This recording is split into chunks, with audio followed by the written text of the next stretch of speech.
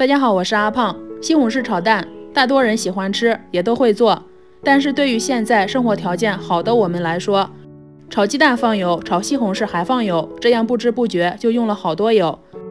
今天我就和大家分享一个西红柿炒蛋最古老的做法，从不先炒鸡蛋，用油特别少，做出来整盘菜鲜嫩好吃，一起来看看吧。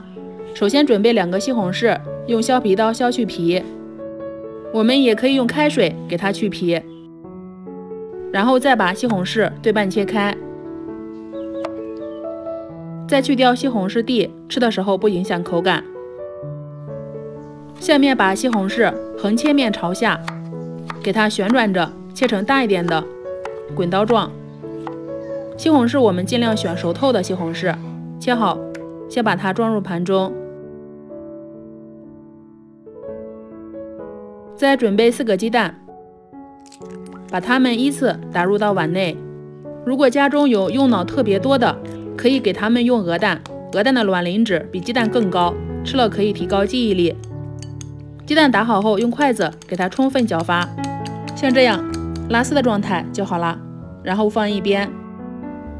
下面再准备1颗蒜苗，把蒜叶和蒜白分开，蒜白用刀给它拍一拍，这样炒的时候更能够快速激发出它的蒜香味。蒜白切好后，先把它装入盘中，再把蒜苗叶子给它切成小段，切好和蒜白单独分开装。然后起锅热油，倒入食用油，因为今天用的油比较少，所以先熨下锅。油热后下入蒜白，炒出蒜香味，再下入西红柿，根据自己盐味大小加入食用盐。加入盐后可以快速炒出西红柿汁水，在炒的过程中还可以用铲子按压西红柿，这样汁水出来的也会更快速。汁水出来后，倒入打发的鸡蛋液，倒入蛋液后先不要搅动，等蛋液定型时，下入切好的蒜苗，然后再用铲子给它轻轻翻动，这样就能够炒出大块大块的鸡蛋了。像这样就熟了，然后给它装盘。